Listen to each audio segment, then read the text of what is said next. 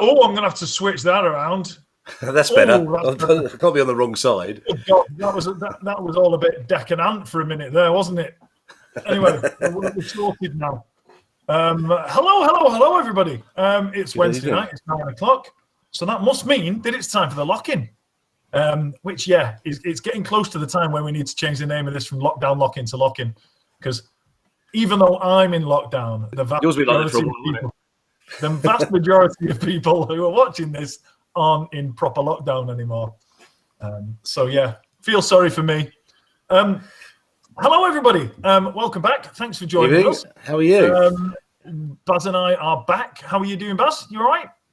I'm very well, thank you very much. I've had a nice day today. We've had builders in all week, so they've left us alone now. They've finished. They've vacated the building, have they? So I got my TikTok space back again, which is nice. Perfect. So, guys, hello.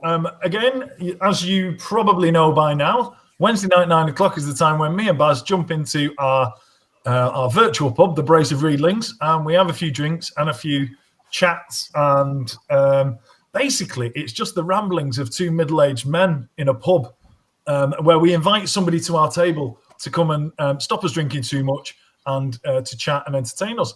And today that job falls to a lady who, it pains me to say it, I can't even get the words out. For those that don't know, for those that don't follow either Baz or I on TikTok, I do a pub quiz every Friday night live on TikTok, 9 p.m. UK and Ireland time.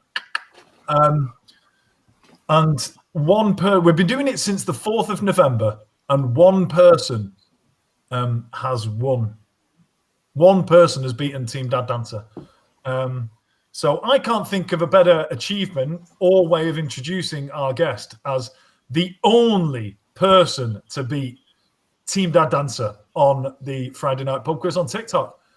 Hello, everybody. Welcome to... Laurie. I'm going to have to shuffle again. There we go. Here she is. Hi. Good evening. Hi, how are you?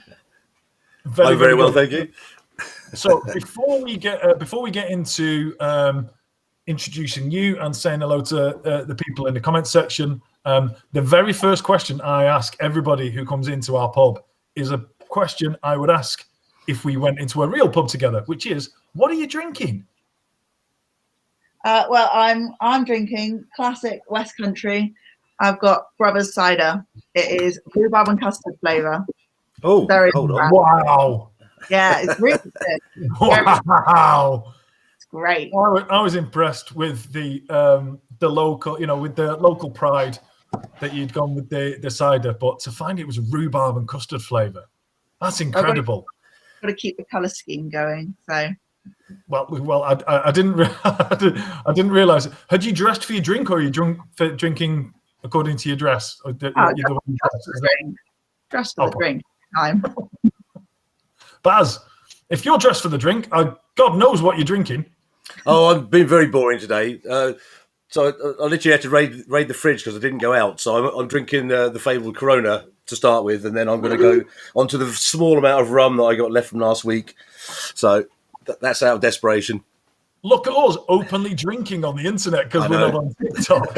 Hooray! Which is why we're here. This is why we're on YouTube and Twitch. There's no ban here. Yeah, exactly. We can drink what we like. We can say pretty much what we like. The rules of Twitch are that you're allowed to drink as long as you don't do it dangerously. And I make this joke every week. As long as we don't juggle chainsaws while we're drinking, we should be fine. So it's going to happen one week, though. That's for sure. Laurie, we'll come on to your quiz achievements later if we have to. Oh, we will have to. We'll have to. Yeah, well, I suppose we have to. We'll come on to that later. But I know a little bit about you. But like I said, as we were chatting before we came on air, I've deliberately not found too much out about you because I do it every week. I like to find out as we go. Ask questions I'm genuinely curious to find out the answer to, instead of just really trite questions that I know the answer to, but it gets you to speak, if you know what I mean. Yeah. Well, I know your full name, I know your address, I know lots about you, because I promise that for those that don't know, when it became apparent towards the last round of the quiz that I wasn't going to talk about, but it's a bit like therapy. There it is. I promised Laurie that I would get her a blue plaque for the outside of her house for being the first person to beat Team Dad Dancer. And I'm a man of my word. There you go. Look at that. Friday, the 9th of April, 2021. First to ever beat Team Dad Dancer on the TikTok pub quiz. There you go. I know for a fact that you've achieved a lot in, even though you're very young. Let's not get into that. You've achieved a lot already in your life. But is that your proudest achievement? Oh, yeah, 100%. No doubt. Thank you. Thank you for humouring me. So had you watched the quiz a number of times before, or was it a fairly new thing to you to be introduced to it? Because I know a fair number of people have wanted to get on there and had been trying to beat Mike, myself included. And then you came on your first attempt and just literally won, and it was a big shock for all of us who were in the team. Well, it came about. It was a bit of a kind of short notice thing, wasn't it, in the end? Because I made a joke video basically taking the mick out of how whenever I go to pub quizzes, there's always a history round. Everyone on my table gets whiplash as they turn to expect answers from me. I very often don't have them because they want to know the name of some obscure general from a Napoleonic war that I've never heard of in my life. And someone tagged Mike in that. Was it Rob? Was it Rob? It was, yes. It was Rob. Oh, I've just seen Rob's in. We'll chat to him shortly. And it kind of went from there. And I mean, if it doesn't wound your pride too much, Mike, I'd never watched it before. No, and you're not welcome again, frankly. So it doesn't. To be fair, I did hear rumours that there was a conspiracy of almost like pulling together a crack team, like it's bloody like Eggheads. It was Avengers Assemble, and they were there to help me out. All these people that frankly I classed as friends, and you'll note that that was in the past tense deliberately. Right, let's say hello to. We'll go into chat in more detail with Laurie shortly. I just want to say hello to the people in it. So Archie was first in today. Archie's my nephew. So hello, mate. And God, usernames. You're gonna have to sort these usernames. I always forget who. I forget who Mr. House is every single week. Can you remember, Baz? It's mine. Martin. There you go. It is, isn't it? Martin Helwig. Yes. This is my skill now. I remember people's names. I won't say very much. I'll just remember all the things that are going on. You remember nothing. Don't give it all this, mate. You can't even remember the website when we're trying to plug this. So we've got Jimmy B, we've got Kathy, and we've also got, ladies and gentlemen, Mr. Rob Appleton. And Rob, I hope you appreciate this, but shortly before we started, I went to put a jacket on because it's Rob Appleton's birthday. So happy birthday, Rob. Happy birthday, sir. Happy birthday. He's one of the regulars that is often comes along. It's like a real pub. We've got regulars, and Rob is one of those. So thanks again for being here, Rob. Really glad to be able to play part in your birthday. So thanks for coming. So, Laurie, right, I'll tell you what I know about you, and you fill in the gaps. I think is probably the best way to do it. So you're from the beautiful county of Devon, and I'm not even just saying that to be. Would trite be the right word, or I don't know. I try and use posh words sometimes, and I fall flat on my ass. But yeah, anyway, it's. I'm not saying it just for the sake of it. I holiday there annually. I love the county. So you are from Torbay in Devon, and you are a history teacher in a high school. Yes, in a secondary school. Yeah. Yeah. Called high school where I come from, love. All right. They're called secondary schools here, and nobody knows what I'm talking about when I say high school over here as well. So yeah, that's about it. Although I do know, and we'll come on to it in further detail later, because I told you this before, that at some point within the next 12 to 18 months, I will be purchasing a ludicrously sized van to convert it, which is quite the opposite of what you've done. So we'll go into that shortly. But let's talk about being a teacher on TikTok. You're quite open about everybody. All the teachers I know that are on Facebook have got fake names, or they've got just their first name and their middle name. And you seem to be quite open and just not really bothered. You're not trying to hide who you are or your real name or anything like that. So talk me through that. What's it like being a secondary school teacher on TikTok? Well, the honest answer is that it was a total accident, because my Facebook and my personal Instagram are, as you say, totally locked down. Although, there's not many Lauries, and so if they want to find me, it will not be difficult for them to do that. And then when I got TikTok, I really wasn't expecting it to go anywhere. And so I didn't feel the need to be covert in any way, because I just thought, well, it's not like it. This is just, I started TikTok when I did my road trip last year when I was converting my first car. And I just thought, oh, it'll act as a kind of a video memory diary for me. And then I'll be able to look back on it and remember all the cool things I saw. And if I get, a couple of hundred followers, then that would be amazing. And then it picked up, and before I knew it, I had students emailing me going, "Miss, I've seen you on my For You page." I was like, oh, no. But Can was open, and luckily my school is incredibly supportive, and I think really likes what I do it, because I teach at a girls' school, and so the idea of a young woman going out on their own is quite aspirational for a lot of them. So I think yeah, it's kind of gone from there. And then some of them mention it to me, and some of them keep track of what I'm doing and interact with my videos. And I think some of them pretend that they've never even seen me. If I were to say, "Oh, did you see my TikTok?" They'd pretend they didn't even know what TikTok was. No, far too cool. Never seen it. So do you get? I'm assuming you're back. You're back at school now.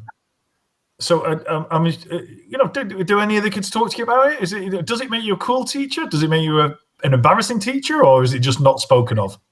I think it really depends which student you ask. I'm sure that there are some of them who just think it's the most cringy thing in the world, but one of their teachers is on TikTok, and just every time I pop up with a "Hi, I'm Laurie," they just want to die in a hole somewhere. But no, some of them are incredibly supportive. I remember back in early October, I hit 20,000 followers, and I was so pleased with that. And I went up to teach my year 7 class, and I heard as I approached the door, "She's coming!" And I was like, oh, that's never a good sign. That usually means something in the classroom. And I got in, and they all shouted, "Congratulations on 20K!" And it was incredibly sweet. And I was very, very touched by that, because I wasn't expecting them to be as invested as I am in my TikTok. Well, I've just checked your account, and you're now over 100,000. I know. When did that happen? Just very recently, actually, after the most recent road trip that I went on, a much shorter road trip. Just after I got back, I put some videos on converting car or planning to trip, and it just teetered me over the top, and then I let it go to 101,000 followers, just so that it wasn't gonna teeter back down prematurely before I celebrate. I'm glad you clarified that. You didn't say that your account went from 100,000 to 1,001, because that would have been a bad day. And it also demonstrates why you're a history teacher, not a maths teacher. Yes, absolutely. And the maps that I draw regularly demonstrate why I'm not an art teacher. well, this is with hindsight should have been a further maths round on the. You would have got that. So that's the trouble when somebody comes on that you don't know well enough. You don't know what their weaknesses are, so you don't know. You don't know where the Achilles heel lies. We talk about numbers quite often when we talk to guests on here, and it's quite mind blowing the amount of people that you reach now. With 100,000 followers. Has it changed your sort of idea on the sort of content you put out? Because I think it's that thing when you suddenly realise you're being seen by that many people. The question I was asked is, do you suddenly feel a responsibility to sort of change things up, or to be more educational, or to be more insightful to people when you reach a certain number?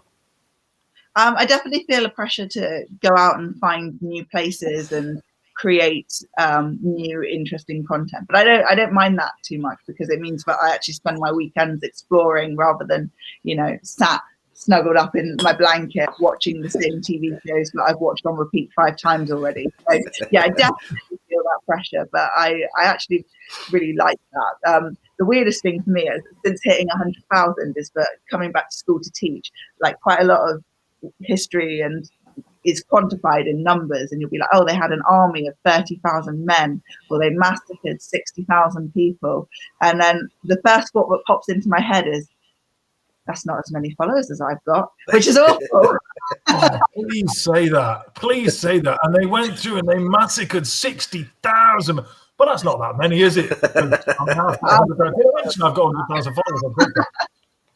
And then I think, yeah, I can't think like that. I cannot think like that. You're teaching about Stalin's Russia. Keep it contextual.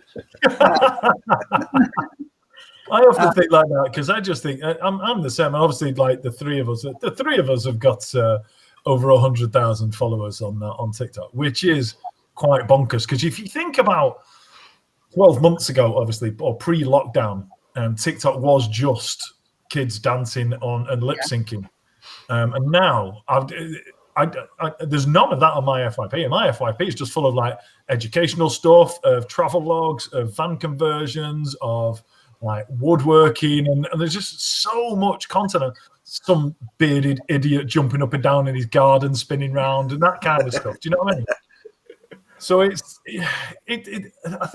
think for me, the fact that there are loads of people out there who want to see content of. I mean, we are. Much as the fact, you said to me the other day that I think your mum's like 3 years older than me or something like that, isn't it? Or younger. I can't remember, but it was hurtful, and I immediately blocked it anyway.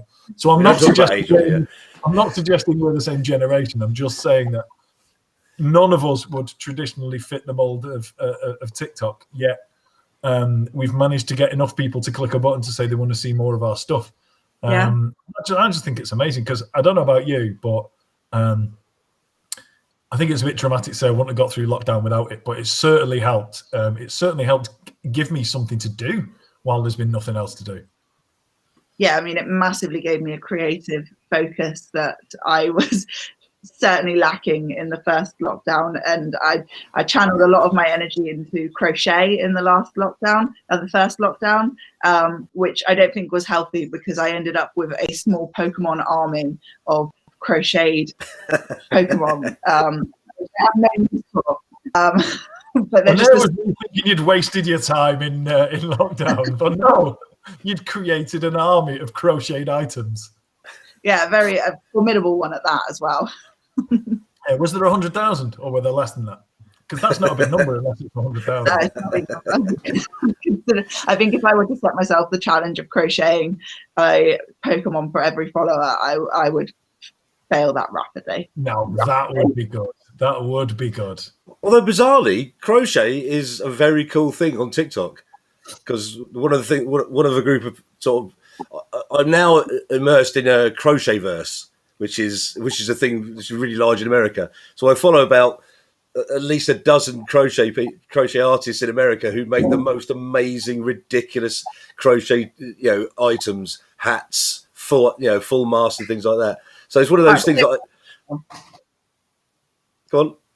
I was just so versatile, and there's so much that you can do with it. I started trying to make the world's ugliest blanket. I only got about four squares into that before I moved on to a different project. And that's what I really like about crochet is that you can just kind of hook it off and then pick it up at another time, and it's still there intact. And I like that you can make 3D models because I learned to knit as a child, but my knitting capabilities are very limited to a scarf that gradually gets narrower as you continue it until it is just an isosceles triangle. Well, so yeah, I'm sure. We've had a request from the birthday boy himself. There you go. There's the graphics. I know you're impressed. Please do a TikTok of the Pokemon knitting. I might have to now, mightn't I? Any requests on which one? Rob? There we go, Rob. And don't forget that it's Rob's birthday today. So if you don't, you're basically going to ruin his birthday. I don't want to ruin his birthday. You don't want to ruin Rob's birthday, do you? Rob had another question, which is quite an interesting one. So we'll bring that up as well. While Rob's thinking of the Pokemon character he wants you to crochet. Not a sentence I thought I'd hear myself saying. Will you take your history TikTok travels abroad when we are allowed? Yeah, absolutely. I actually have a very optimistic holiday given my age bracket. That means I will not get the lovely vaccination needle for at least another month and a half or so. But I have an optimistically booked October half-term trip to Lithuania booked. So I hope so. Yeah, fingers crossed. So I'm very much planning on taking the TikTok with me. I think that there'll be some incredible history to share in Lithuania, and I think that it'll be really interesting for TikTok to see, because I don't think that kind of Eastern European history is something that regularly crops up on my For You page. So I'm hoping to bring it in a bit. Brilliant. That's awesome. So yes is the answer. Have we got? Oh, here we go. Straight in. See, this is what we like about Rob Appleton. You ask him to deliver. I don't have a Bulbasaur, so I'll have to learn that one. Bulbasaur. As somebody who doesn't understand Pokemon, that sounds like something you need very effective ointment for. I've just got back from the doctors, and he said the reason I've been limping is I've got a Bulbasaur. The options are a Bulbasaur or a full army, so it's up to you which one you do. I think we're going to go for the Bulbasaur. I think so. A little one, Rob. So you mentioned before about your travels, and obviously that's a big part of what you do. And I happen to know that you do your travels in a kind of partially converted vehicle, which will surprise a lot of people. Because remind me how tall you are. You're 5'11", is it? Yeah, I'm 5'11". Yeah, I'd like to pretend that I remembered that, but it was Rob that reminded me of that on the live today. So I remember you were tall, but he remembered the 5'11" thing. So you're 5'11", and not many people would appreciate the engineering and logistics that must go into a 5'11" lady traveling and spending time in a converted Fiat 500. That's the one. Talk me through why. You chose,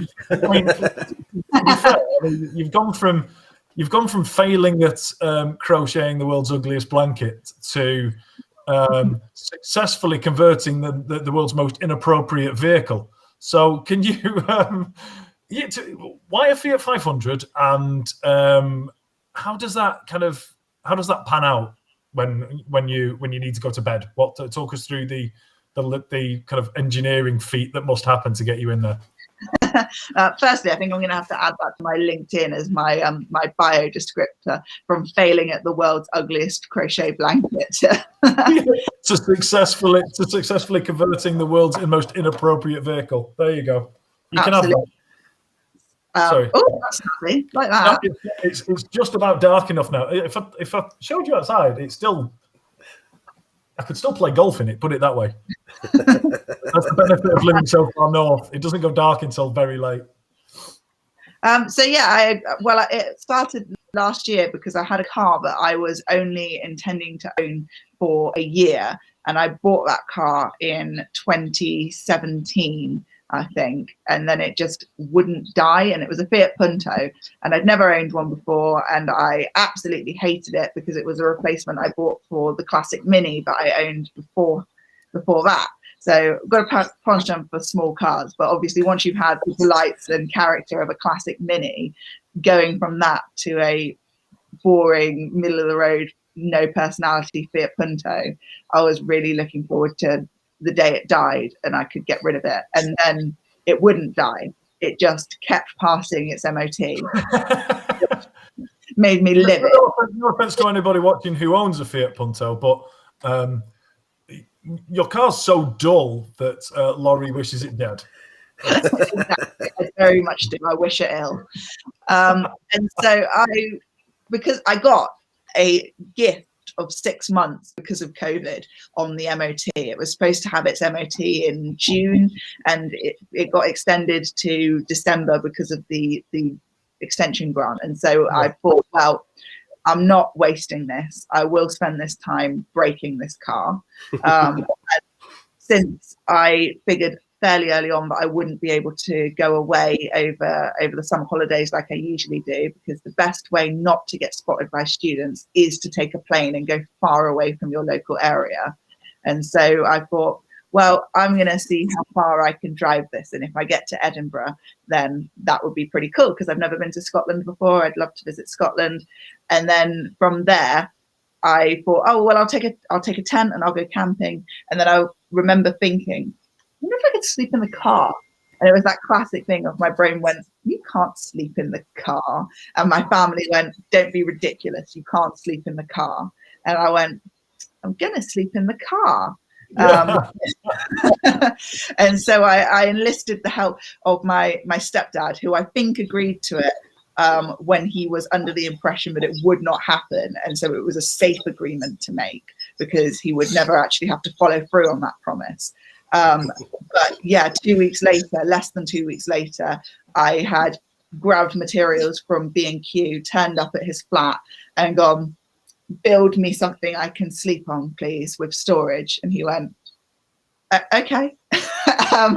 And so, yeah, it kind of went from there, drove it around. The racket that this car made. Everywhere I went, I got like flagged down by people who went, do you know your car's making a noise? I'm like, yeah, I hear that. I'm partially deaf, but I do hear that.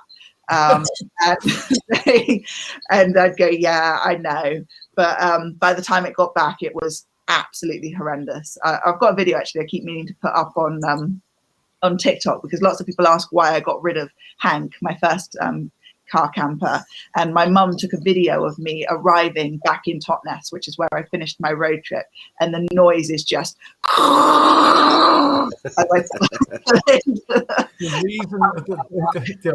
the reason my car died is definitely a video that needs to be So, yeah. It was basically your family's disbelief that you could achieve something that drove you to do it. Yeah, and that's if only they all told you that you couldn't create the world's ugliest crocheted blanket, then this would be a different story. Do you know what I mean? I think we've just found like whatever the opposite of kryptonite is for me. But how I ran a half marathon is that my boyfriend at the time told me that I had not put in enough training. And he was absolutely right. I hadn't put in enough training. There was no way I was going to let him know that. And so I ran the half marathon out of spite. Wow. I'm spotting a pattern here. Yeah. It's... So if someone tells you... I have lots to say about that. So if someone says you can't do something, you're literally driven to go and do that.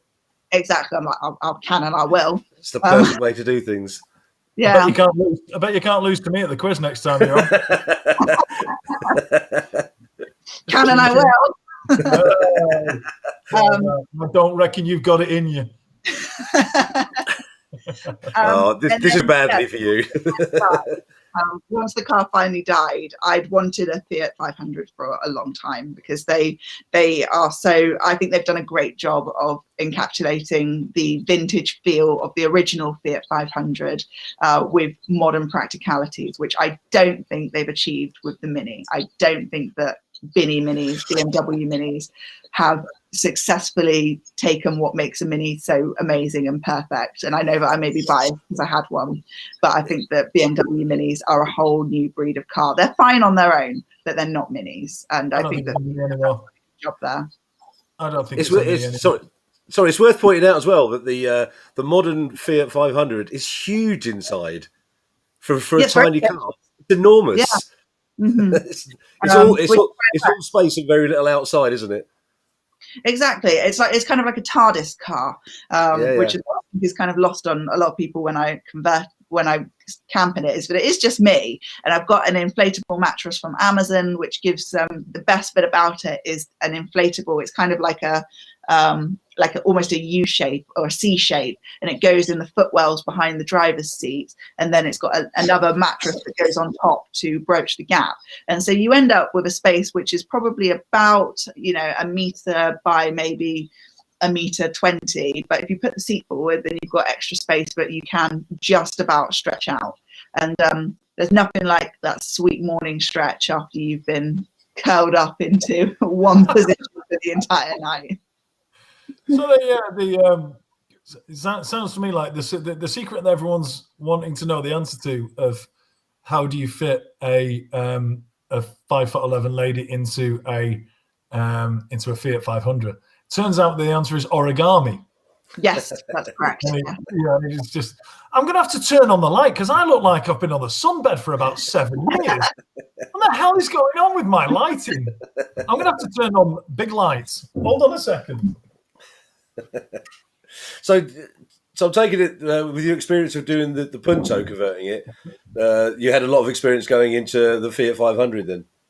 Oh yeah, I haven't made any structural changes to the Fiat 500 at this stage. People have suggested taking the front seat out and building a platform bed like what I built into the Punto into where the passenger seat would be. Yeah. But for the moment, it serves me perfectly well to not do that. And then I like the kind of freedom of having space in the front seat to put things or to just, it doesn't feel cluttered. Whereas I took so much crap on that first trip in the Punto. I brought the optimism of me. I brought a paddleboard with me on my first. Who did I think I was? And so I learned a lot about what I will realistically use, and it's realistically not a lot, so I can pretty much get it into the boot of the 500. You can get an inflatable paddleboard, though, can't you? That's what I've got. Yeah, I've got an inflatable paddleboard, and it's a Lilo. Exactly that. Yeah, and then I blow it up to sleep on at night. That's perfect. So there you go. See, there you go. Just finishing off the conversation on BMW Minis. Like I say, I'm not a fan. I think they're decent enough cars, but they're not Minis. The Mini died when they brought it out. Here we go. Evening, Emma. Hello. Here's a little. There's a little taster for what's going to happen shortly for people that I haven't told. But yeah, very interactive. I think the Mini died when that happened. Equally, I don't know if you've seen it, but I'm not having it that's a Land Rover Defender. The new one, though. Hey? I've driven one. They drive like Defenders. It's not, though. It's a completely different car. Stop calling it Defender. It's just, do you know what I mean? It's like the Beetle's not a Beetle anymore. Do you know what I mean? It looks a bit the same, but it's changed so dramatically that it's not. Anyway, if you disagree, do you disagree, Baz? Look, I can get rid of anyone who disagrees with me on this. That's the beauty of being in control. Yeah. That's horrible. Isn't it? Isn't it awful? Sorry, Baz, you can come back now. That's a yellow card. I'm out of jail. I told you, if you want to be my sidekick, you cannot disagree with anything else on this podcast. You know this. We've had that pep talk. Come on now. Looks like they've rounded off the edges to childproof it or something. It drives. It's a Land Rover. It's a vehicle made by Land Rover. I'll give you that, but it's not a Defender, so don't call it one. I mean, the beauty of a Defender was that it was just this rugged thing that was like no creature comforts. You threw it around a farm. Farmers loved them. Do you know what I mean? It was for chasing just cheap up a hillside and off-roading in. It wasn't for being comfortable in. But didn't Richard Hammond drive one up the edge of a dam or on a winch thing? You see that episode? Yeah, he went vertical in it, which looked very impressive, to be honest. But yeah, the most adventurous thing I've done in a Land Rover Defender is driven to Northampton away to watch Bury play Northampton away, and that was hard enough because it's got 2 fuel tanks. The original Defender, we cleared out 1.5 fuel tanks just getting to Northampton, so they were never they were never the polar bear's friend. Do you know what I mean? But they were so good. Anyway. Let's move away from. Let's move on. Let's move away from me ranting about a vehicle I'll never own anyway. So 2 of the things we never speak about, Laurie, on here, we don't speak about religion and we don't speak about politics. And Mike's just got religious about Land Rovers just then. Or political, one or the other. Right. For those of you that saw my wife on cue, I asked her to deliver to my desk some ice for 9:30. What I'm going to do is it's Rob Appleton's birthday, so I'm going to make a cocktail. Right. So I've got a small blender, and I am going to have to mute my microphone when this goes off. So I don't know if you've got one of these things, or if you've seen one of these things. It's like when you press the button on this, it's like someone's set off a pneumatic drill. It's the noisiest thing in the world, and it's the thing that my wife makes a breakfast shake with it when she wants to piss me off. So, right. So I'm gonna open it up, and I'll show you what I'm putting in it. Right. Hold on. Do I press that? I do press that. Right. Just what Mike's do is what's your cocktail of choice, Laurie? Oh, good question. That's a great question. I mean, you can't go wrong with a pina colada. I do love a pina colada. Big fan. Plus, it's a proper cocktail, isn't it? Yeah, absolutely. But I also do love an espresso martini. And that's got added bonus of the caffeine hit that I inevitably need by the time I get to Friday after a long day of trying to herd children. Sorry, I have to time throwing the ice into this. I have to wait for a break in the conversation. Now. We've never done this before, so this is new on me as well. Yeah, unfortunately, when I asked for ice, I didn't mean an iceberg, and I'm struggling to get it small. Oh, there we go. I think we could be in there now. So I don't know what this cocktail is. It's loosely based on a daiquiri, but we don't have any white rum, so it's not a daiquiri. But it's basically just going to be a cheeky Vimto slush for those who are aware of both slushes and cheeky Vimto. Don't ever say we're not classy on this podcast. Hey, come on. Hey. Do you know what I mean? Sophistication is my middle name. Well, I've only recently learned that cocktails are any two drinks that are mixed together. So even your classic rum and Diet Coke has a name, and it's classed as a cocktail. Oh, really? So gin and tonic. Yeah. So anything is so a cocktail maker would class a gin and tonic as a cocktail. Wow. No, I don't know what I'm doing with port. How strong is it? How much do I put in? Just put it all in. It's fine. 19%. So on the first another sentence I didn't thought I'd ever say on a podcast is I can't drink too much tonight because I've got to take the dog to get his bollocks cut off tomorrow. And that's true. Right. So then Blue Wicked's going in. There's your mixer. There you go. That makes it virtually non-alcoholic now. I've watered it down. Well, this is the thing. So basically, you haven't got a mixer there. You've just got two alcoholic drinks poured together.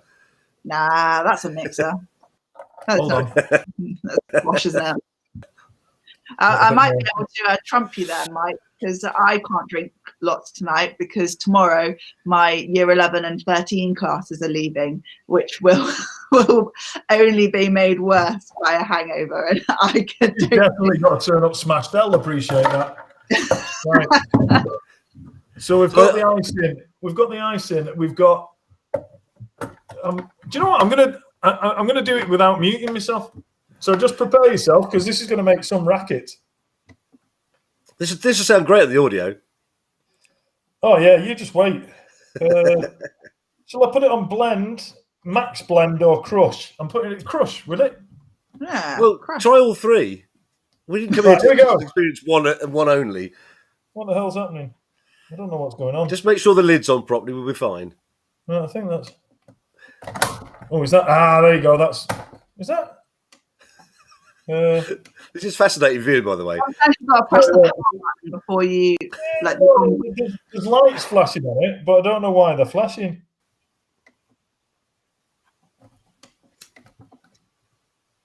Right. So, has anyone got any questions? Hold on.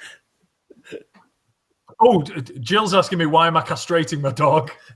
It's not a conversation I want to get into because that's what we do with dogs. Because we don't want to breed with him. There are health benefits, and the place where he goes, when we're on holiday, don't take dogs unless they've had it done.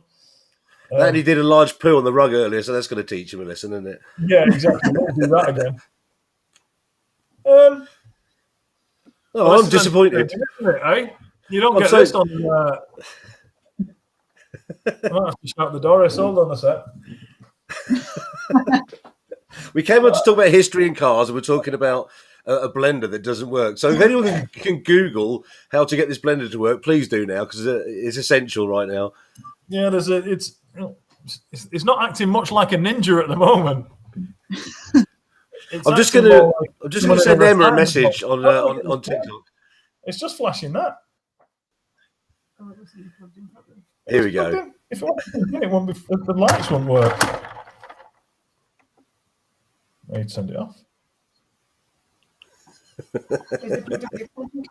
Is what plugged into it? Yeah, perhaps it doesn't like port. It should just have a. Do you want to take it in the kitchen to work on that? Yeah. It should just have the 0 on it. Is it not doing anything? You press it either? No. Well, I'm glad we didn't do a drum roll. Anyway, I've delegated that anyway. We can carry on now. That's like Ansible. That's the shittest ninja I've ever seen. Excuse me. Rob in the comment section says, "Love port, throw the whole bottle in." And Kathy's saying, "And a vodka." But he was right. I did have to call Emma in the end. So, sorry about this. This is yeah. If that's the only technical issue this week, then we're doing miles better than we have done. Jimmy B has said Long Island iced tea is the one. Long Island iced tea is definitely not something I would drink on a school night if I have to do something the day after, because that's on a par with petrol. No, can you do it out there? Thanks. Apparently the lid wasn't on properly. So, Mike, what's your favourite cocktail? Whilst we're waiting for your favourite cocktail to appear. Yeah, it might be this. I'll tell you what it isn't. It isn't a Buckfast daiquiri that we tried out, that I tried on week 1 of this podcast. Basically, what Buckfast daiquiri is what I tried to make, and it was. It wouldn't be an exaggeration to say that one mouthful of it made me hate myself. So it was. I hated the drink and myself in equal measure. I can hear action. I can hear action from the kitchen. We're actually banned in Glasgow because of that daiquiri as well. So I don't know. Well, I tried my best. Although I think calling it a Buckfast daiquiri when it was just Buckfast and ice was probably. Oh, but did I put? No, I tell you what, it was Buckfast. It was Buckfast white rum and ice. I missed out a crucial ingredient, which is a significant amount of lime juice. Oh, well, Jill enjoyed it anyway because she says she's giggling, remembering that moment. It was awful. I was questioning all kinds of things about my life from just one mouthful of it. But, so I've got a question while we're waiting for this cocktail to turn up. Good idea, Baz. That's why you're here, mate. That's why you're here. So, Laurie, what inspired you to get into teaching? Because obviously it's one of those jobs which is largely classed as worthy in my small world. Oh, well, that's very nice of you to say. I did it for the subject. I love history. I totally fell in love with it at A-level level. And I studied the Tudors, which I adored. I fell in love with the characters and the story and the political motivations. And also, coincidentally, realised that the career I had been trying to pursue in marine biology was not going to pan out on account of me being absolutely shocking at both chemistry and biology. And so it was a convenient merging and differentiating of both aspects there. I thought you were going to say it was never going to happen because I found out I was scared of fish. That's when I was hoping that was going. Absolutely terrified of seaweed. Will not go near the stuff. Especially when you're paddleboarding and then suddenly out of the sea, there's just a forest underneath you. But anything could be in that. Anything could be in that, and that's terrifying. Probably got wolves in there, but yeah, I'll take your point. So at what point did you decide that marine biology wasn't for you, and then history was? Because they're obviously quite different subjects. Well, you know how kids always get obsessed over something, and like usually it's like an aspect of history or a book or an animal or something.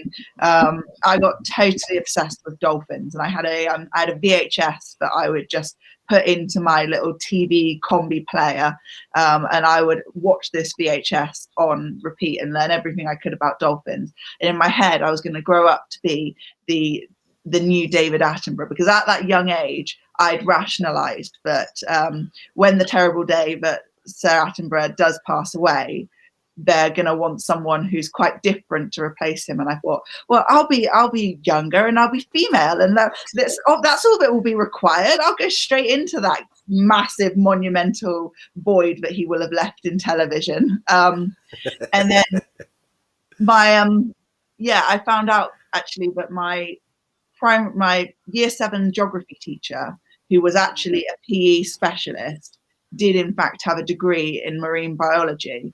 And I thought, something's gone wrong here. Why is he not with the dog? Exactly. And so, I realized that not everyone who studies marine biology gets to swim with the big fish, and most of them spend their time looking at plankton under a microscope, and thought, not sure that's me. Yeah, you never have to go and track jaws or anything like that, do you, in marine biology these days? No, they found it all. Didn't they say that, isn't there kind of, don't they, now this could be completely wrong, because I have been known to get a fact wrong once or twice in my life.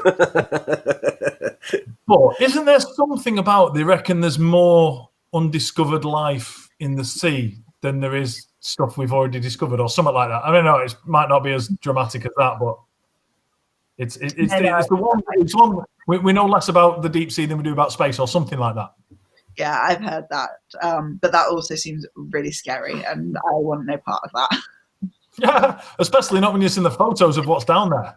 Have you seen those? Just like so, do you remember the show Bamzuki? It used to be on when I was a child, and they used to design little robots to fight each other, and it just looked. I hope someone in there. I was probably at work. I was probably at work. I didn't get to see it. I was probably down the mine or down the pit or something like that. Baz was just coming back from the war. I want no part in covering whatever horrors lie in the depths of the dark. Yeah, there we go. Rob remembers Bamzuki. There you go. Yeah, I think again, my short-term memory is terrible, but I think Rob's 35 today, so he's not your age either. Hold on, I do have a question that I said I would ask you, and I've lost it now. Here we go. Where do you park up to sleep? Good question. It's a convenient question as well, because I've literally just this afternoon put out a video on this topic onto my TikTok channel, so it's very aptly timed. Laurie Alice Adventures. Is it Alice or Alice? Is it pronounced Alice? It's just it's the French spelling, because my mum apparently wanted me to have nothing personalised in my life. So you know those horrible rotating things full of keychains and mirrors and sticker books. You can never find yours. Yeah, it's like, Mum, Mum, why isn't there a Laurie Alice mug that I can just buy? Exactly. Why don't I have a collection of personalised items? Well, see, we have the same thing. My son's called Shay, and we were living in England at the time, and I just love the name. I think it's brilliant. We didn't bother naming him Seamus and calling him Shay. We just called him Shays. So he's christened Shay, Shay. And we were like, yeah, it's a cool name, isn't it? The only person we've ever heard of that is Shay Given, who's a goalkeeper was Newcastle's goalkeeper at the time. And it was like, and I was like, yeah, that's a cool name, isn't it? Yeah, I've never heard it. And then there was one at his school, weirdly, but it was spelled CHE. Mm-hmm. And then we moved to Ireland, and he plays for a football team now. And if they're not called Shay, they're called Shane. So it's just carnage. Pass the ball. One of them shouts, Shay, and all of them turn around and stop looking for the ball. It's carnage. Anyway, back to the subject. Where do you park up to sleep? So there's an app which I use. It's called Park for Night. So Park, the number 4, and then Night. And it's free to use. You have to sign up, but after that it's free. Although like most apps, they've got a kind of gold tier. You can pay money and get more things, but I don't, to be honest. And people who own actual camper vans and caravans, they put in places around the UK and actually around the world. I did look for the video to see if it was just UK or global, anywhere in, and they drop a pin of places where they've stayed before, describe the place, put it into a category. Is it a paid car park, free car park, campsite, motorway services? And they give a little bit of information about the facilities available there. If they're, if they're diligent, they'll put a photo, and then other people can review them. And so I kind of just look for the ones which have got lots of reviews but are really positive. And I like it if it looks like it's regularly used, because I'm quite happy to be on my own, but it's always more comfortable if there's a few caravans there, because you're among like-minded people. So yeah, I tend to park on quiet streets that are kind of not residential, but also not back alleys. It's kind of a balancing act of finding somewhere. You don't want to park up outside someone's home, but you also don't want to be too tucked away. But, you don't want to be in an industrial estate next to some lockups that are filled with suspect items. Exactly. Yeah, you don't want to be there. So yeah, I use Park for Night. It's brilliant, to be honest. And it's only let me down once, where I ended up in a sus place, but I think only because of lockdown. Basically, it was near Hadley Castle in Essex, and due to lockdown, local youths, and I say that as a youth, I'm going to get away with that maybe. In this company, you'll get away with that. We've lost her. Oh, what a shame. Just really interested in what you were saying then. Only joking, carry on. Just no more of that talk. And they'd taken over Hadley Castle because it's a open site as a rave location, and so the police were doing a regular check down at the castle to check that it wasn't being used for improper purposes. Noticed me and were checking in on me to check that I was all right, and they basically said, you might want to go if you can. And I was like, yeah, I can. And they were like, it's just not the safest place. And they said, you can stay, but keep your phone near you, because if anything happens, then you can call us. And I was like, I think I'll leave and go to a backup location. And that was very cool, because I drove out of the cul-de-sac that I was in, turned left onto the main road. About 200 meters up, there was a pub with 3 ambulances, 2 police cars, and a man being wrestled to the ground. And I was like, so did you pull in and park up there? Yeah, I was like, this seems like the place for me. Plenty of protection, health service on hand. Feet up, entertainment, flashing lights, everything. Everything. It clearly had a 5-star review as well, which is quite good. Absolutely, yeah, always. So this has arrived, and blimey. Yeah, it's just a cold, cheeky Vimto. So I do apologise that I was looking at my phone through some of that, but Emma said, shall I do another one? And I said, is there enough liquid to chuck more ice into it to give it another go? And she said, yes, ratios were all wrong, and then sent a flamingo emoji. I don't know what that means. If anybody knows what the flamingo emoji means on that. Well, I do know it's a flamboyance of flamingos, which I've learned in the last couple of weeks. So it is a flamboyance of the flamingos. This isn't going to be a big, what does this taste like? This is a cold, cheeky Vimto, so I'll just... We'll watch your face to ascertain what it's going to be like. Yeah, the ratios aren't right, but it's nice. So as a follow-up question to your where do you park, does the app tell you where you've got overnight facilities for like washing and showering and things like that? Because obviously you're away for quite a while, aren't you? Usually toilets. They'll tell you if there are toilets nearby, public toilets, and sometimes they'll even be good enough to specify the opening times. That's like the biggest question I get asked is, what do you do when you need the toilet? And I just think, well, what do you do when you're out for the day and you need the toilet? I presume you don't all race home. Exactly, yeah. We've forgotten about the existence of public toilets. But the thing is, the staff in places like McDonald's, Tesco, Sainsbury's, they're not paid enough to care whether you run into the toilet to get changed and do your makeup in the morning. So that's kind of my plan is I'll get up, I'll head straight to the nearest supermarket, I'll get changed, I'll grab a iced coffee or something, and then I'll be good for the day. So that's your kind of your toothbrushing facility as well, is it? Yeah, absolutely. Although at night, one of the most important things to carry is like those 2-litre bottles of water, because they're just so useful. And I'll just stand in the bushes with a toothbrush and a bottle of water and go through. Yeah, just go wild. And the thing that people always seem to want me to admit is whether I'll wee in the bushes. And like, yes, if it's desperate, they go, what do you do if you need to wee in the middle of the night? Like, well, I will wee. It's late at night. Do you know what said? Do you have a shiwi? Saved her life at a festival. Now, I don't know what medical emergency a shiwi can help with, but apparently it saved her life at a festival.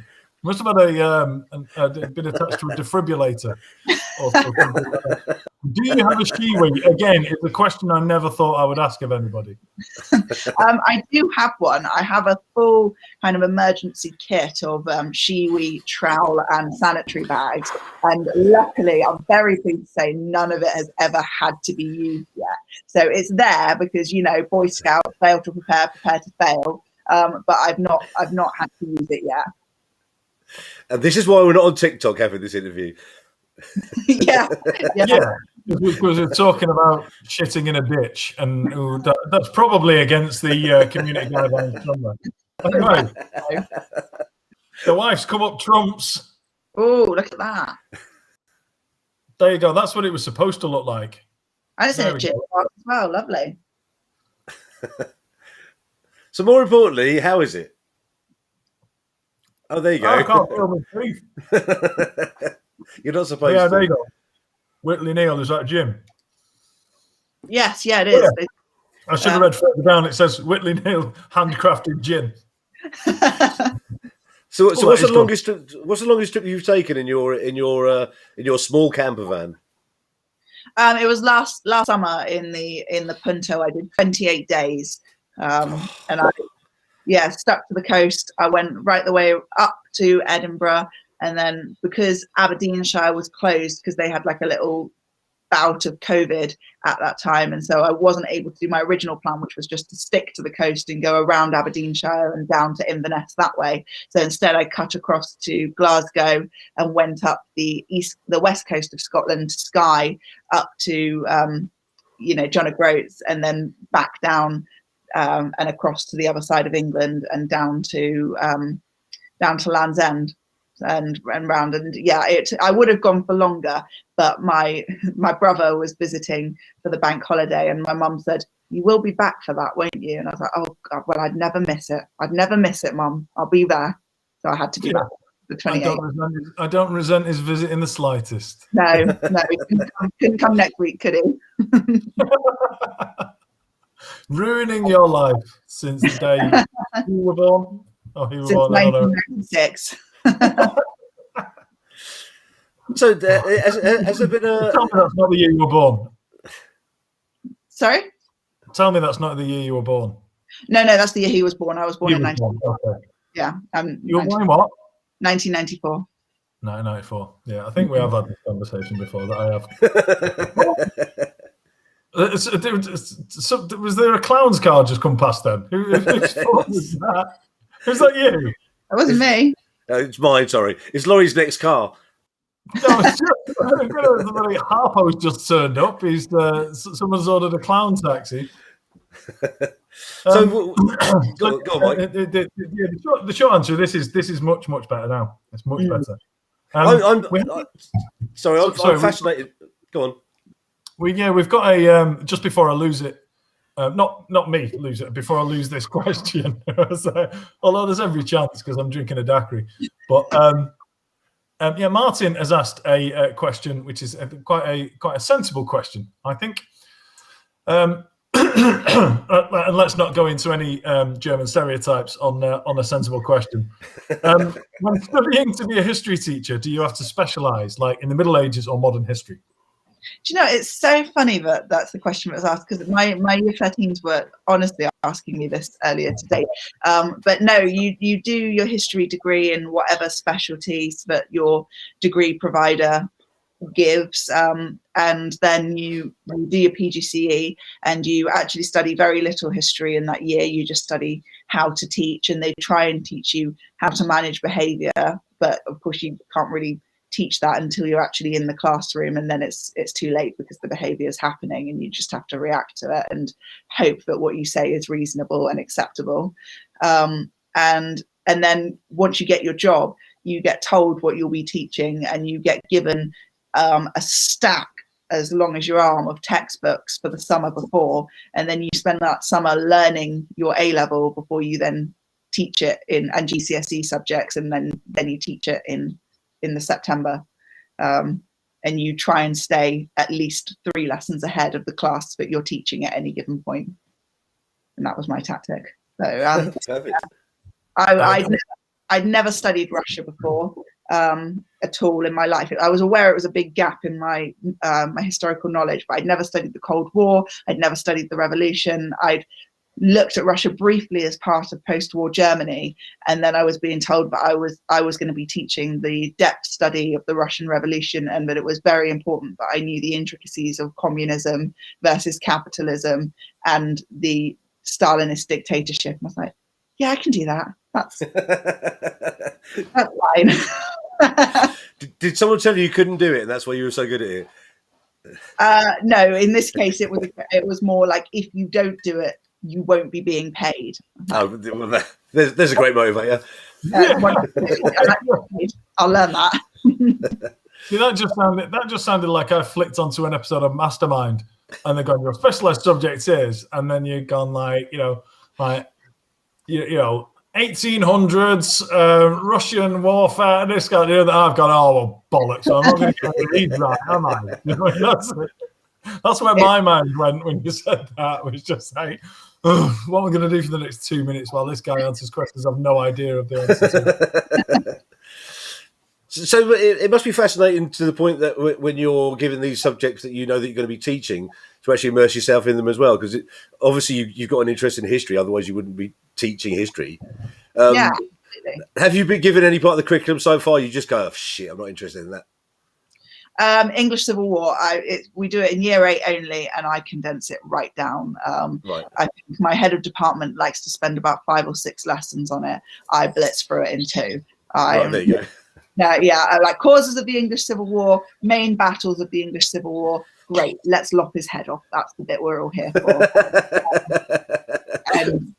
I'll whiz right through that. But apart from that, honestly, not too much. The one GCSE topic that we get stick for is that we do the reigns of King Richard and King John, and we do the Crusade and Magna Carta, and that can be a little dry in places when you're learning about medieval society. But we've I don't mind it, and I do love studying history, and that's one of the best things about the job, is that I constantly get to learn new things and then go into a room full of people who are legally bound to stay in it and go, hey, this is cool, right?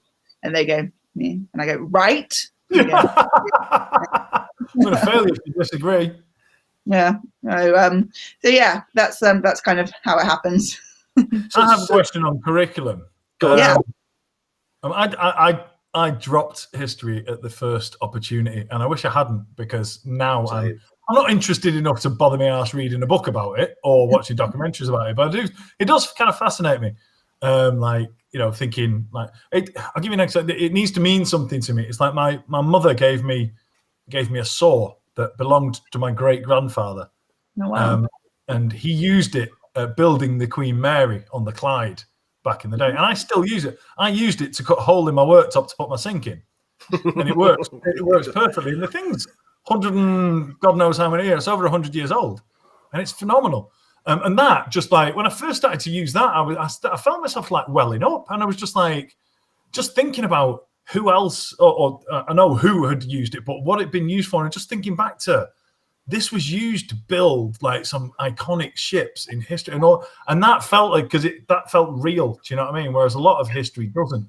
But my question, that's a little bit of a sidetrack, but my question is, I don't remember ever getting taught anything about, obviously it's close to my heart now, is I don't ever remember getting taught anything about Irish history, or what the English did over here, and the reason why there's a lot of ill feeling over here.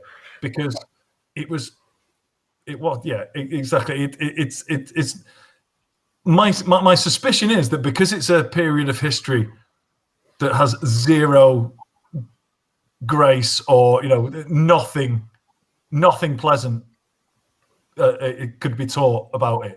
Is it taught at all? Because I don't remember ever being taught anything about Cromwell and the Great Famine and what the people did over here. So I'm trying to think about through my own spec, because the history curriculum is incredibly loose. There are kind of concepts that we have to teach, and then the Holocaust has to be taught. But apart from that, it's very kind of up to the school and the teachers to make sure they've taught those concepts, but the history that they use to teach those concepts is largely open to the preference of the school. So I'm thinking through mine, and we do a lesson on, was Cromwell a hero or a villain? And there may be, a box or two in the card store on his atrocities in Ireland. And then I have this last year created a very short unit called The Making of the UK.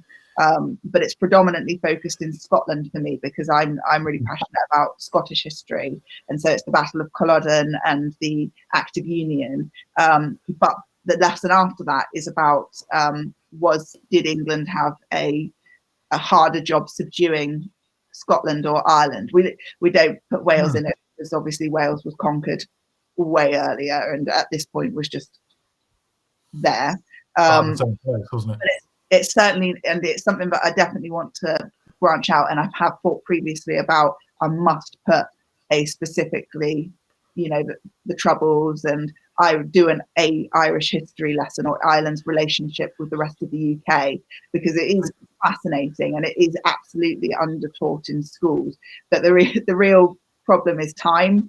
History is just granted so little time by the curriculum, and is told to get through so much, but it's a real balancing act of trying to hit all of the subjects, but also trying to install them in a meaningful way, and not just going, the Troubles, let's just gloss over that, and we've done that, that now.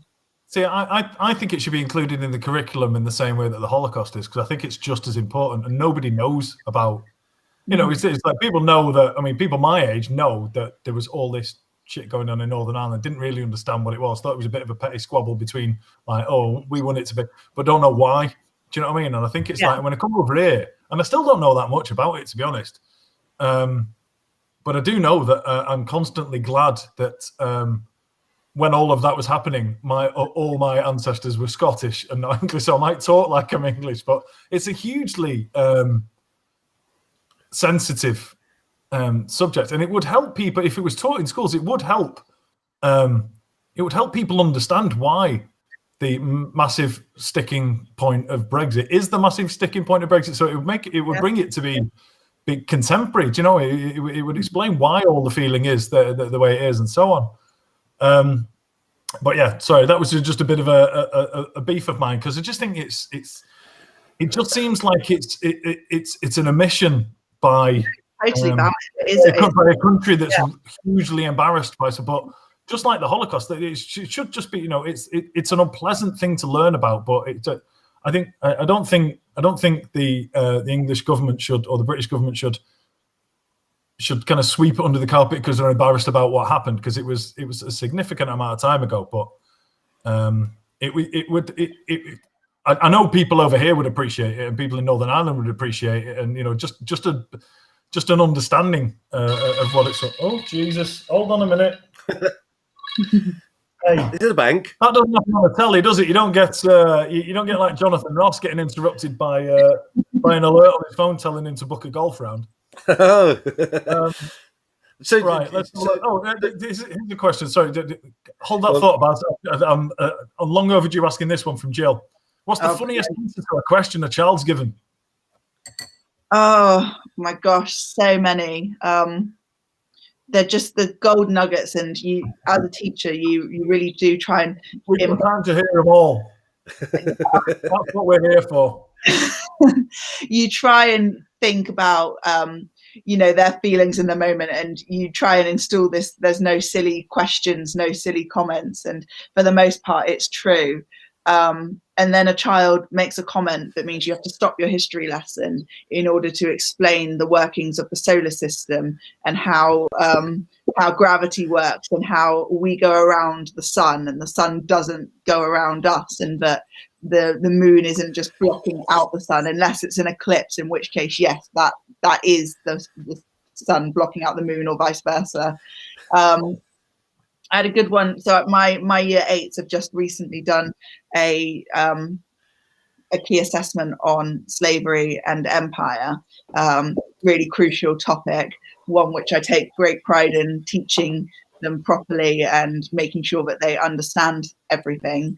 And then one of them will be asked how the 2 ways that enslaved people were put onto trade ships, and it's loose pack and tight pack, so lots of enslaved people or slightly less enslaved people. And one of them, bless them, wrote that they would be told about all the opportunities in America and they would get on willingly. And you just think, Okay. It's not the QE2, pal. but there's some real told about it. There's an all-you-can-eat buffet. It's amazing. There's a cinema, there's golf. You want to see the casino? It's nuts. It's massive. Yeah, there's so many, and do you know what? They lead to some great discussions though, and I always prefer it when I get a wrong answer to a right answer, because if one of them's thinking it, chances are more of them are thinking it, and then you get the answer to go, no, not that. Why? But that's the valuable part of it, isn't it? The discussion around, being able to explain. Absolutely, yeah. And I mean, I'm very lucky. I work in a grammar school, so I have very kind of high ability students generally who, even if they don't want to pursue history, will at least have the courtesy to pretend to be fascinated by it for my benefit most of the time. And they find it really interesting to have their debates, and they often give very insightful views on quite complicated topics. So, and that's the part of my job that I love. I really love talking about parts of history and how it links to today. So again, with the slavery and empire unit, we were talking about the Black Lives Matter movement and the Bristolians pulling down the statue of Edward Colston, and why was it there? Why did it stay up for so long? Why was it pulled down, sort of thing? So there's definitely some funny answers that you get from time to time, and I should really start writing them down and compiling them into a TikTok or something, but or a book. Or a book, yeah. Anything but by its very nature, history is such a broad subject, and obviously you have to stick within the curriculum to a degree, otherwise you'd never get through the subject which you've chosen to teach. How often do you find, during a lesson, that you're going off piste and you end up talking about something which isn't part of the curriculum but also is still heavily based in history? Constantly, and stuff that isn't heavily based in history all of the time. But sport.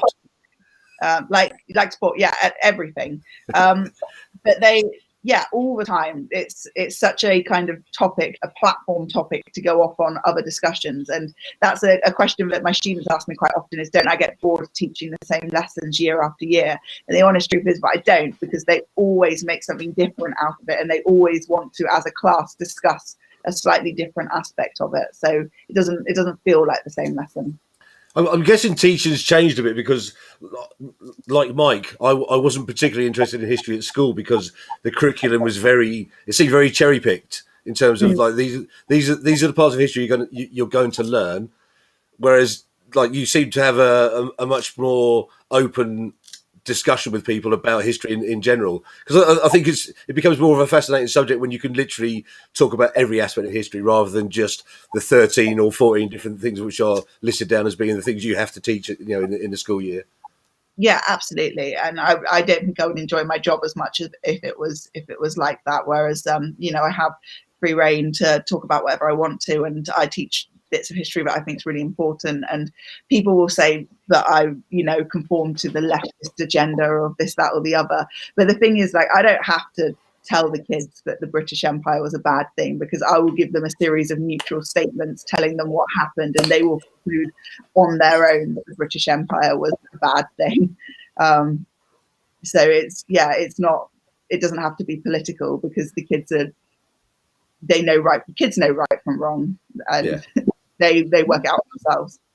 And on TikTok, and related to that, on TikTok, have you ever had Americans using the fact that using the fall of the British Empire as an insult to you? It was like, no, they come in quite often with their saves in World War I and II. Exactly. I had some. I did a video about doing a DIY with an American, and the whole point was like, measure this in feet, inches, and 16ths of an inch, and we need to make it into 3. What do you divide that by 3? And I did a character of an American, right, really struggling to divide it by 3. It was just taking the piss out of measuring stuff in feet and inches. One American guy got angsty and said, at least we put a man on the moon or something like that. I was like, what? That's the best you've got. Something happened supposedly. Something that happened 60 years ago. That's the best you've got. And disappointing for him, I did 3 minutes research on Google and found out that all the calculations for the moon landing were done in SI units by the computer, which at the very last point translates it to the screen into the imperial stuff that the astronauts would understand. So it dumbed it down a bit for the American astronauts. So he wasn't that happy when I pointed that out. I mean, all you've got to do when Americans try and pull something like that is remind them of what was going on concurrently in their society. And they'll go, we put a man on the moon. And you'll go, yeah, but at the same time, black and white people weren't allowed in the same school. So... I know. Exactly, yeah. And the funny thing was that he goes, another one was, we put a robot on Mars. I was like, well, even NASA, everything about NASA changed to metric in 2007. So it's just so easy to pull them down. But no, the one that I was talking about was they go like, at least I don't come from a country who used to control half the world. I was like, I'm embarrassed that they invaded half the world. Do you know what I mean? I'm going to give it all back. It doesn't matter which side of the political spectrum you're on. It's just like, give these countries back to the people who own them. I haven't said it yet, but I've always got in my back pocket, when are you going to give your country back? That's always the question to ask. Yeah, it was like, you're somewhere else. On a city tour, and when you get onto these free tours of a city, of a European city, and they go, oh, where's everyone from? And you go around and you've got some Scandinavians, and you've got some Dutch, and you've got some Australian and Americans, and they come to you and you're like, and you go, I'm from the UK, and they go, oh, you're English, and you're like, yeah, and they're like, do you vote for Brexit? And you're like, ah. I knew it had come to that question. Exactly, yeah. And you preface it, you go, I'm English, but I didn't vote for Brexit. Just like, should be wearing a t-shirt or something. This is right. We had another question, didn't we? Yes. So where was it? Hold on. We had a question about Culloden, which wasn't a very long question. I just need to find it. It was from Jill. I can't find it now to get it on screen. But it was from Jill. When you were talking about teaching about Culloden and stuff like that, Jill's in Scotland. So she's obviously interested from that point of view as to what your students make of the whole Battle of Culloden.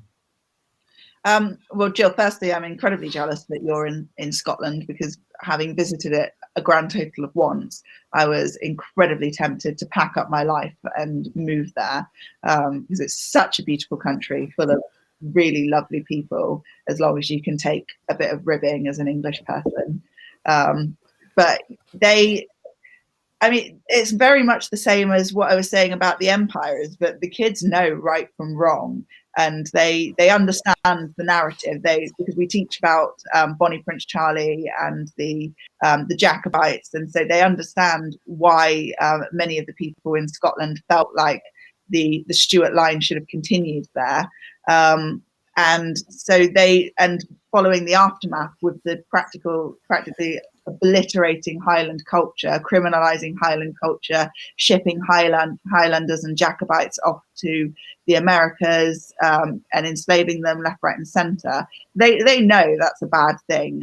But an important distinction for me to teach is that it wasn't just Scottish versus English, although the the Jacobite army was predominantly made up of Highlanders. There were also Scottish government officials within those the ranks of the British Army, and so it's not England versus Scotland, it's Jacobites versus the British government, and that's something that a lot of people tend to overgeneralize. And although the rap of it unfortunately falls down on Scottish culture, it's a lot more detailed than that. And so try and get that to them, but they are 13 years old, and a lot of it does go over their heads. Yeah. Sorry, I just noticed like the first question about films. So one of the things I'm really fascinated about asking, well, let's call you a historian, because out of the three of us here, you are the historian. How do you feel when you watch movies which are historical films? Let's take Braveheart, as the first thing. Braveheart's one of those things. It's largely there for dramatic purposes, and historically, it's completely out of kilter. How do you feel when you have your students asking you about the validity of history in films? Because obviously it must come up. It must come up quite a lot. Yeah, absolutely. They'll come in and they'll go, "Did this really happen to that person?" And you're going, maybe Google. I'm quite happy for a bit of creative liberty with history, because I think that films and TV shows like The White Queen and Outlander, and I think films and TV like that are great for like inciting an interest in history, and then the people who find it fascinating will quite often go on to investigate it further and find out things for themselves.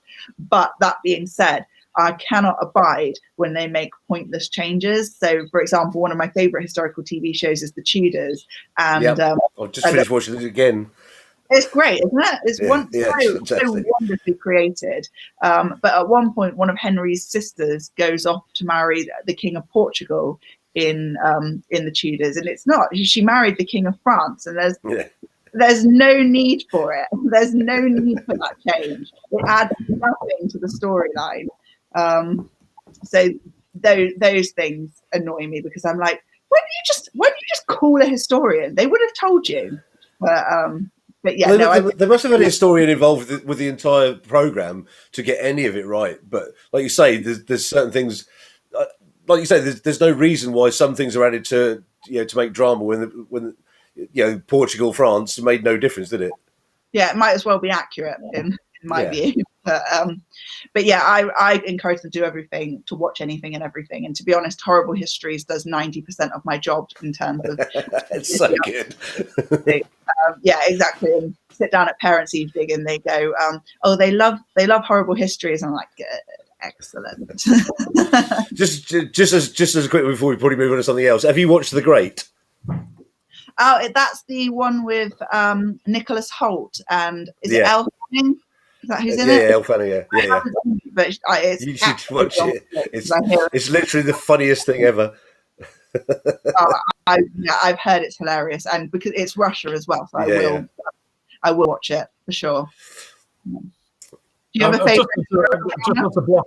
Just not to block our first person from the chat, but for not abiding by the rules of not talking politics. But thankfully, he sent about 15 comments in, and on the software I use, I got given some kind of reward for the amount of comments that have come through today. So thanks before I boosted him out.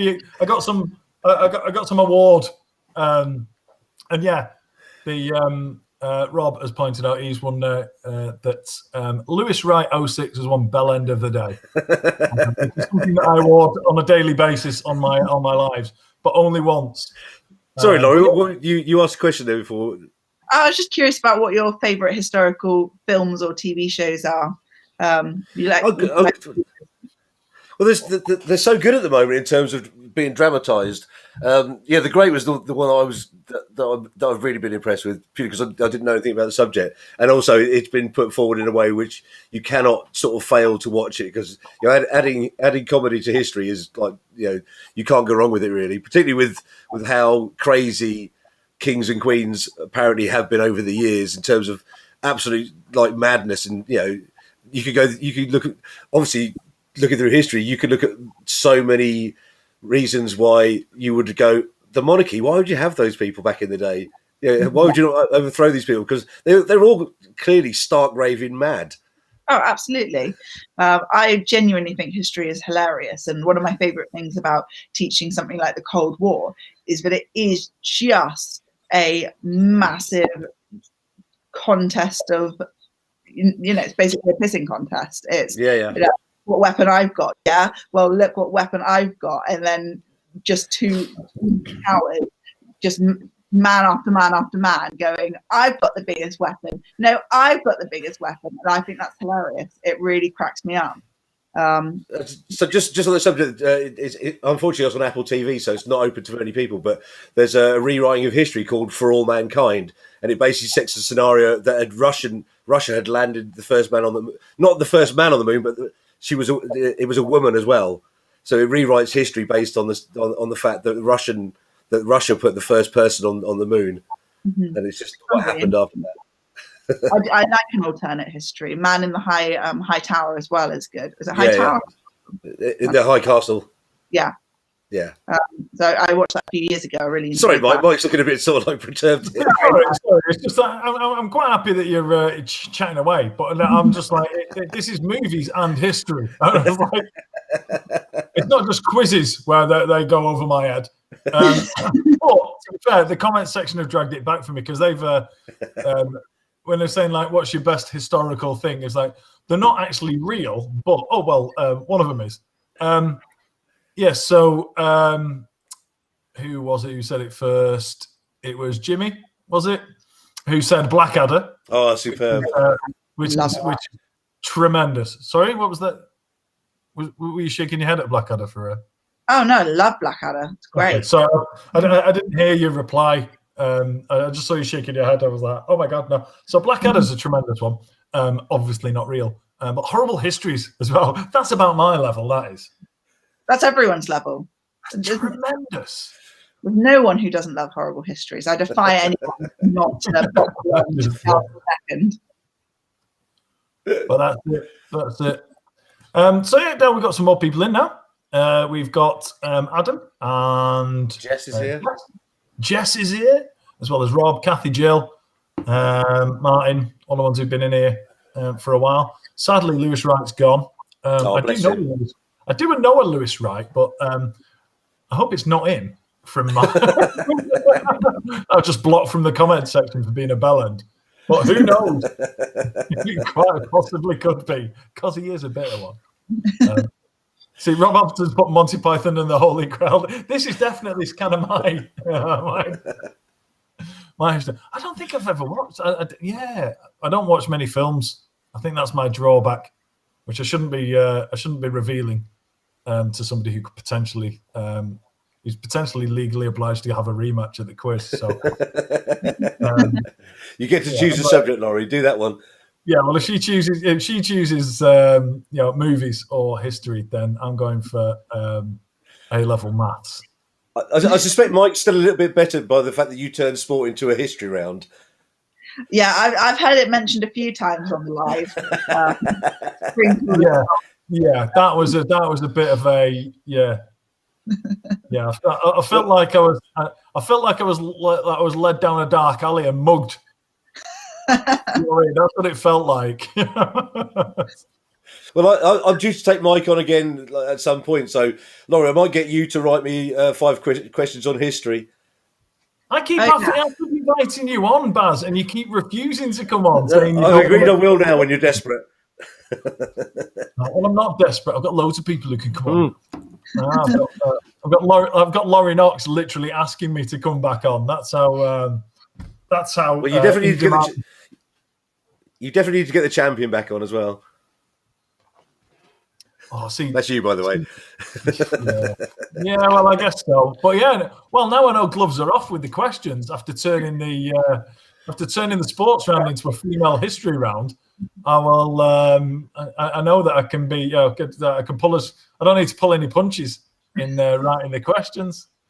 Probably one of very few moves, but I would actually take being accused of pushing the leftist agenda. It wasn't even that. It was just it wasn't sport. That's what I was bothered about the politicising it. It's debatable, isn't it, Mike? It was like, oh, well, you know, look. If that's the game you want to play, then plaque fits. Touche. So I've got another one. Don't worry about it. If you go to history, all right, history round. Okay, who won the FA Cup in 1973? Because it's in the past. So Laurie, if you could include something in the curriculum that isn't currently in it, what would you add? That's such a great question. And that's why he's here. That's why I let him come back. We ask questions like that. Honestly, the relationship with Ireland really is something I want to push into the curriculum. I do think it's really important for young people to understand why when you go to Wales, Scotland and Ireland, they all sneer at you if they find out you're English. You know, lovely people, but will definitely make a joke at your expense if they find out you're English. Justifiably so. And I'd like to include more of a kind of like a wide-ranging history. It is very European, and I understand that because that's the history that we've most closely interacted with, and it's the history that is kind of makes sense in the most linear way. But so when I teach slavery, one of the most important things for me to do is to set them at least a piece of work, a homework, a lesson, something that gives them a sense that there is more to African history than just the transatlantic slave trade, which is what unfortunately can be the takeaway quite a lot. I'd really love to explore more kind of South American history, the Inca tribes, Peru. I think that studying, that's one actually, First Nations Canadians and Indigenous Native Americans. I think those stories and Aborigines are so fascinating. And someone asked earlier in the comments about oral histories, and those kind of topics would be a really powerful platform to study through oral histories, because of course that's how so much of their history is told. I studied down in Cornwall, and I studied oral histories of Cornish history, and found it such a beautiful way of recalling the past in such an underrated, undervalued way. Mike. I have a question. I'd like to put this hand up in the crowd. You're a teacher. Go put hands up. I will respond. Miss. Still do that? Or is that just like, they absolutely do it, and you look them dead in the eye and you pick the person next to them. You're a troll. You making all the noise. What's that kid's name next to you? Right, you. Yeah, exactly. My question is, I know I'm aware of the word oral and aware of the word history, but I don't know what the two of them together mean. So rather than writing down history, which is what we're conditioned to do in a European way predominantly, is many cultures share their history through passing down stories, either through poetry, folklore, song, and they've stayed preserved because they are pretty much perfectly recalled. And I think I remember watching a program about Aborigine people in Australia who recalled the growth of the Great Barrier Reef and how it came about and when it was tracked scientifically, their story matched up pretty perfectly to what scientifically happened. And so it's a great way of preserving history, but it's chronically undervalued because of how speech and the classic Chinese whispers effect of things changing over time. And so people just assume that it has changed, and actually with these cultures who value spoken words so much, they work incredibly hard and put huge amounts of value on ensuring that those stories are preserved throughout the generations. Because a lot of nursery rhymes are based on sort of historical events as well, aren't they? Yeah, absolutely. Because you've got Ring of Roses, which is basically steeped in history, isn't it? That's the plague. Yeah. Well, we had Laurie, the other Laurie had on a few weeks ago. Obviously, his yeah. Well, his knowledge was basically a lot around Asia, and obviously Asian culture is far exceeds ours in terms of what we understand in terms of language as well. We were discussing the fact that their language is so old they don't have any kind of words for modern equivalents. So they've basically taken on English words to fit, to put into their own language. It's so fascinating, and Cornwall as well, because the Cornish people have their own very strong culture, and I always have to be a bit careful mentioning them. But I'm from Devon when I go down there, but I do hugely love the Cornish. I think they are fantastic, and I really love their history, and oral history is a huge part of their culture as well down there. So it's basically passing down history via just stories. Yeah, exactly. Exactly. That's amazing. Right. It's got to that time of the night where we're going to have to say goodbye. Not to you. We'll have a chat shortly. But it's got to that time of the night where I need to lower my voice a little. Because my son's going to bed. And, again, you don't see that on the telly, do you? Right. So sadly, we've got to the end of the programme because there's a kid going to sleep above me and I've got to talk quieter than this. So I just need to say thank you so much to everyone who's been here again. Hope you enjoyed it as much as I did, which is quite a lot. I'll quickly whiz through some names and name check people because I like to do this at the end. Sorry if I miss your name out. That's just because I'm rubbish. Jill, Kathy, Adam, Rosie, Jess, Martin, Adam, I think I said him already, Rob, happy birthday again, Rob. And Rosie's in as well, yeah. Yep, said Rosie. And going up. Have we got any more? Let's say Lewis. Don't forget Lewis. Yeah, let's say hello to Lewis. And I think that's everyone. So thanks, Laurie, for being here. Thanks, Baz, again. It's been fascinating. I've really enjoyed it. It's massively fascinating. I've just suddenly realised how much I love history. I didn't even know about it. Yeah, me too. I'm going to have to, I'll only go as far as to watch some stuff on Netflix. That's as far as I won't read any books. We'll send you some links. That'd be way too far for me. But yeah, now that I've got my magic telly in bed, I'll watch some Netflix stuff as I'm drifting off to sleep and hope that while I sleep, it subliminally goes in for the inevitable history round when you're back on the quiz. So I need to say thanks again for coming on. Really enjoyed it. Thanks again, Baz. Thanks everyone who contributed in the comment section. We'll be back again next week. As yet unspecified guest. I go through stages of booking people up for 5 weeks and then realizing that people aren't going to remember in five weeks hence. And so then I think, I won't book anyone in. And then it gets like, who's on next week? And we go, oh shit, I haven't booked anyone yet. So I will do, and they'll be fascinating. So I'll come back next week to see whoever it is. It'd be a surprise. I definitely feel there's a part 2 for Laurie as well, because I think we've only just scratched the surface of the things we could have talked about with you, because it's been fantastic. She's not coming back on the quiz and on this. Come on, it's like she can fill in for me. She can fill in for me 1 week. She can fill in for me 1 week when I can't be asked. All right, guys. Thanks so much, Laurie. Don't go anywhere. We'll have a chat to you after we've finished broadcasting. But thanks again, everybody. Really appreciate your company. 3 p.m. tomorrow on TikTok. Come and have a chat with me. And then don't forget Friday night, 9 p.m. UK and Ireland time on TikTok. We've got the quiz, and this week it's Pub Man Dan. So we're doing the pub quiz in an actual pub. Okay. So see you then. Thanks very much, everybody. See you later.